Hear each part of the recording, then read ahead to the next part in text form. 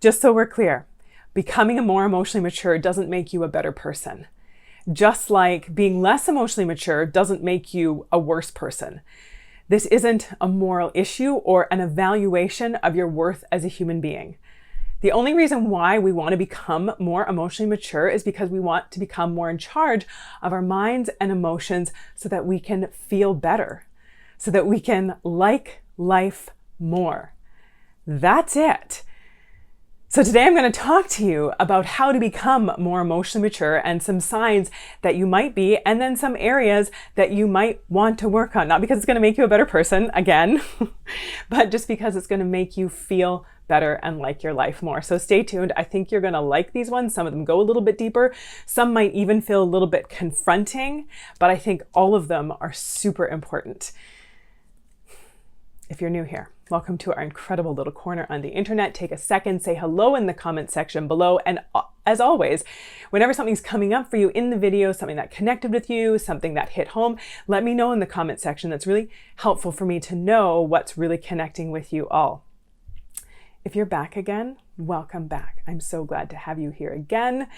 Either way, my name is Kristina, and I'm a registered clinical therapist, a researcher, a coach, and the creator of my incredible membership community, the Shift Society. You can get more information about that in the description below, and you need to come and join us in there because powerful things are happening for the people in that group.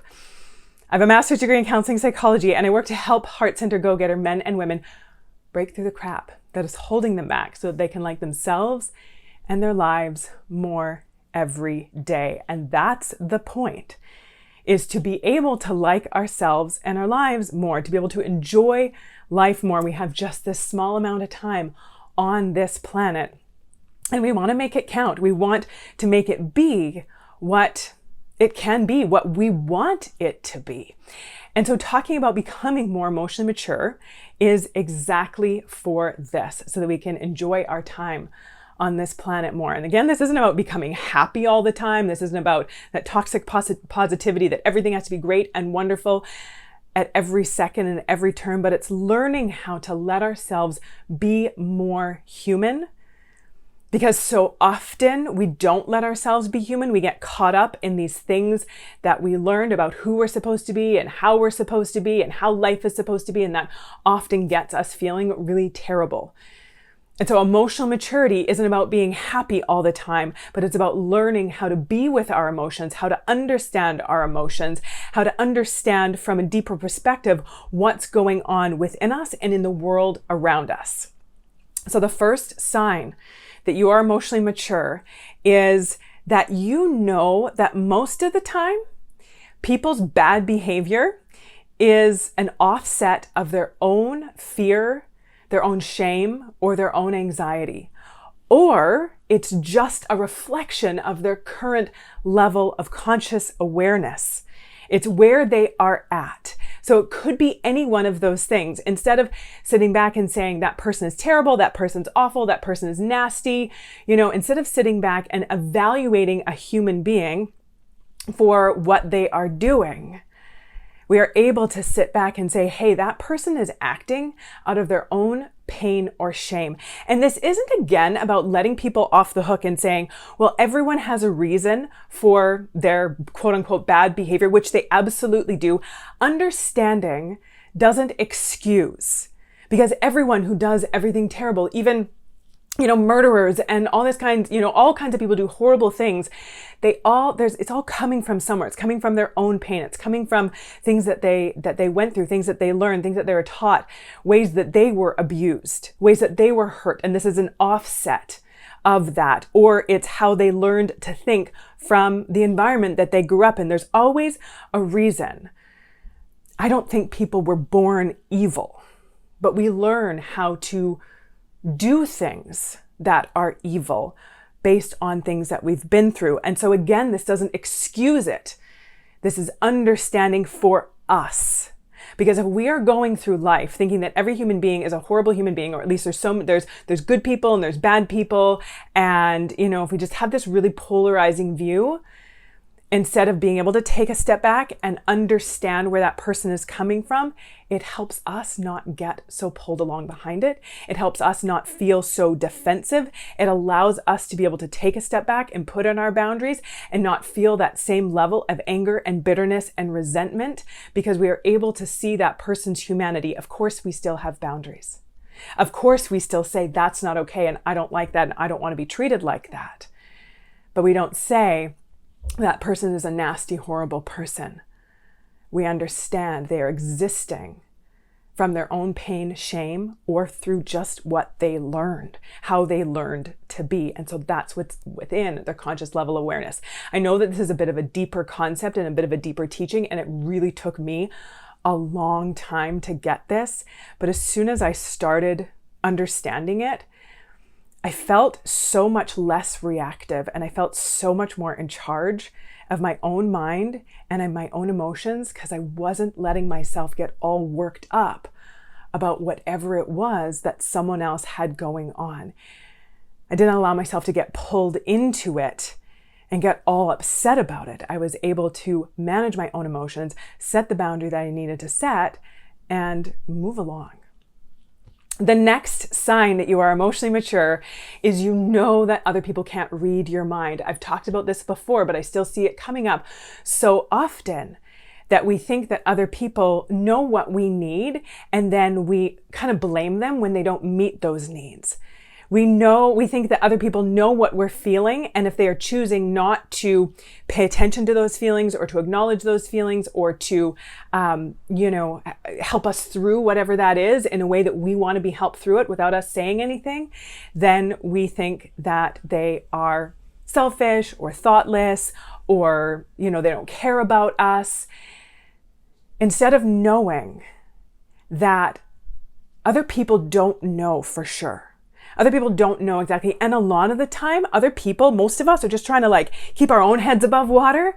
We're just trying to figure out how to live our own lives and how to deal with our own stuff, that we're not always actively looking out for how someone else is coping with life. We don't actually always have that extra capacity to be paying attention and thinking about what someone else needs, what someone else wants. And so it's our job to communicate that, to be clear about that. I see it so often, and we've been talking about this a lot in the Shift Society, is resentment. And building up resentment by, especially with partners or people that are close to us, partners or parents, we put a lot of expectations on those relationships, that those people should know what we're thinking or feeling, that they should know what we need without us having to say anything. And then we secretly seethe and we get angry and bitter, or we start to feel like they don't really love us, or we're not important to them, or we think that they're doing it on purpose because they're trying to be hurtful.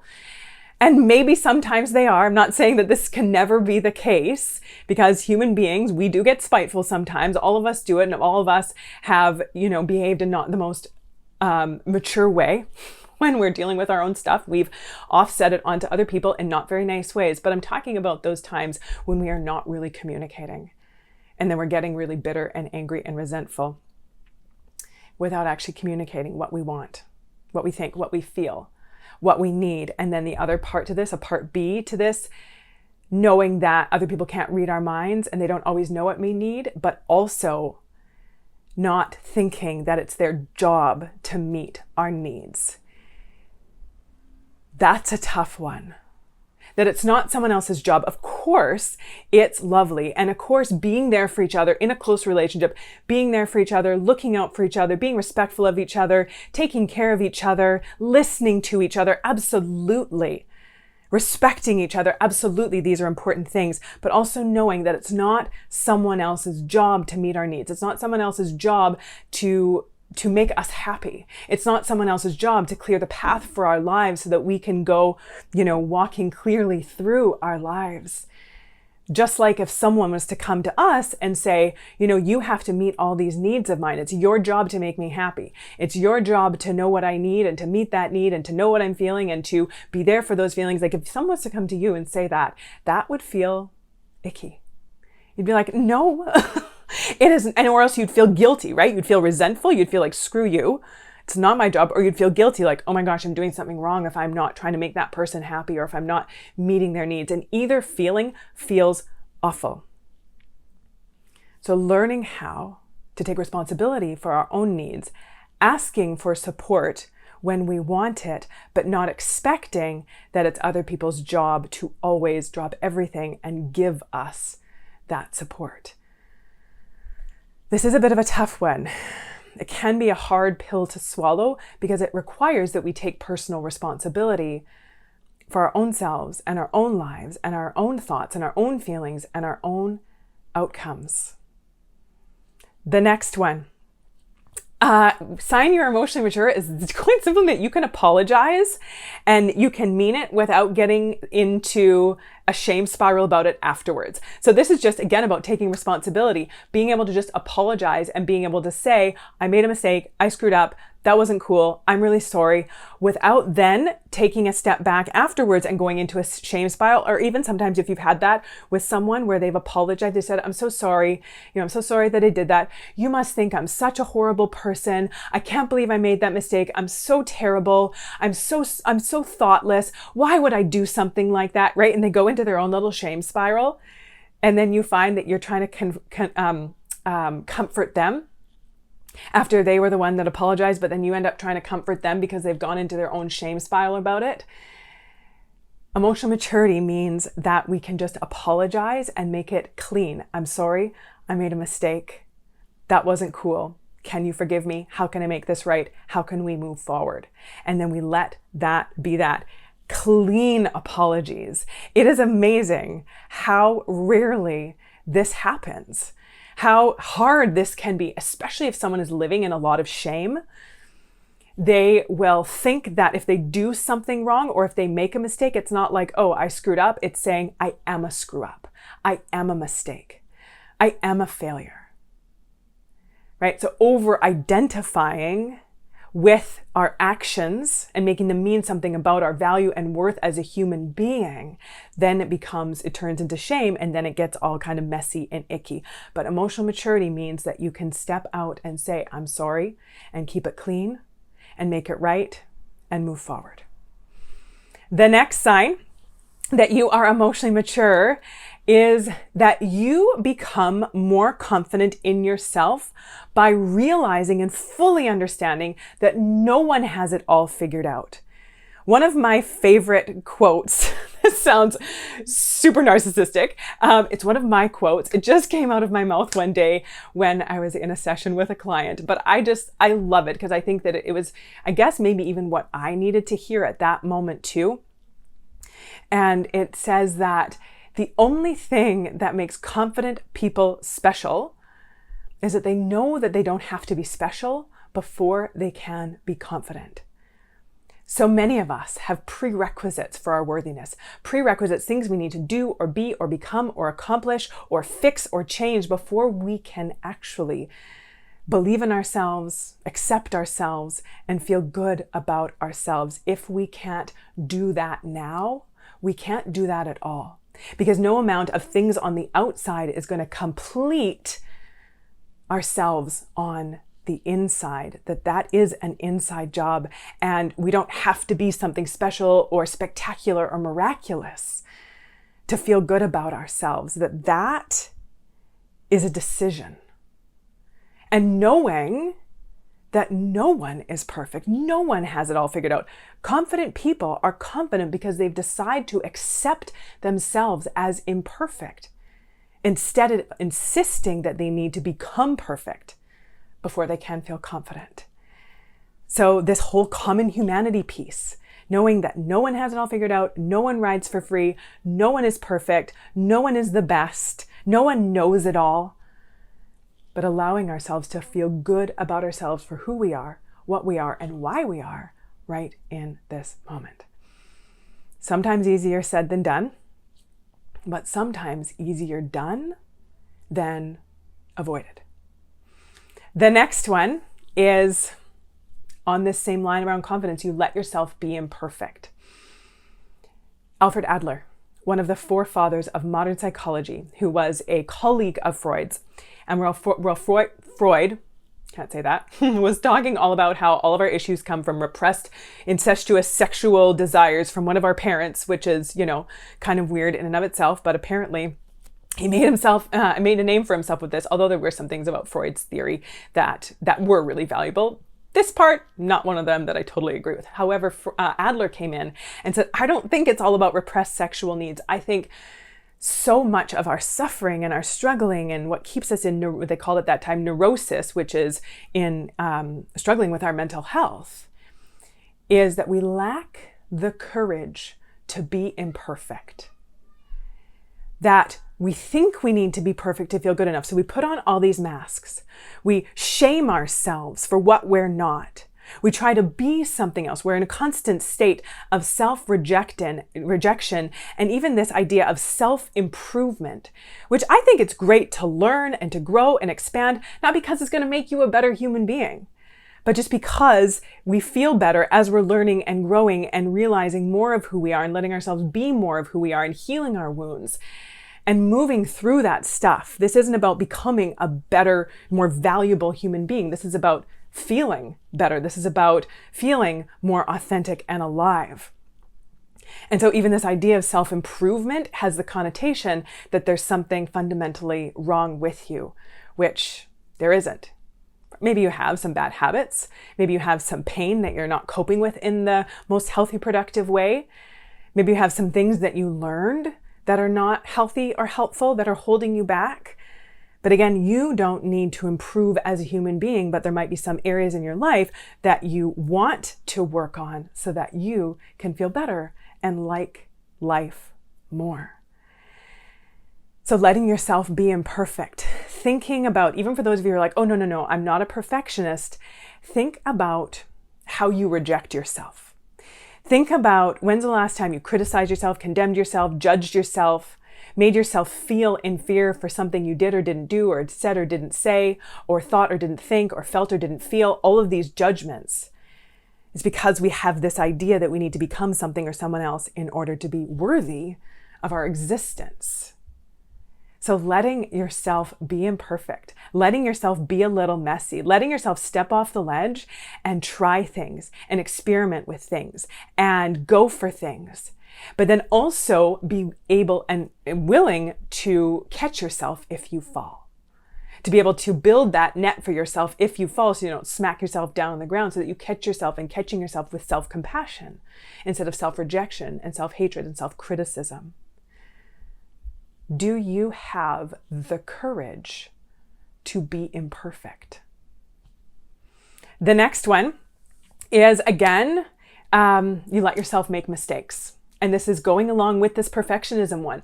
You let yourself make mistakes. Blame, shame, judge, or ridicule yourself for doing it. This is about mistakes at work, right? Just like superficial mistakes. This is about just mistakes that we make in our everyday lives on external things. Maybe we say the wrong thing. Maybe we do something that we're like, shoot, that was a total mistake. So there's those kinds of mistakes, but then we also let ourselves make mistakes in that we don't always handle things the best way. We don't always feel emotionally perfect and put together. We don't always have it under control. Sometimes we let ourselves be emotionally immature. Sometimes we let ourselves complain and wallow in our self-pity and feel sorry for ourselves, and we don't judge ourselves for that, right? We're not like, oh my gosh, I'm totally in this like self-pity, feel sorry for myself, and like, oh, what's wrong with me? Why can't I get over this? Why do I keep doing this? Why am I so pathetic, right? And we just judge ourselves for having a moment and understanding that we all need to have moments. That's that piece again of common humanity, of self-compassion. We work so much on this in the Shift Society about letting ourselves be human.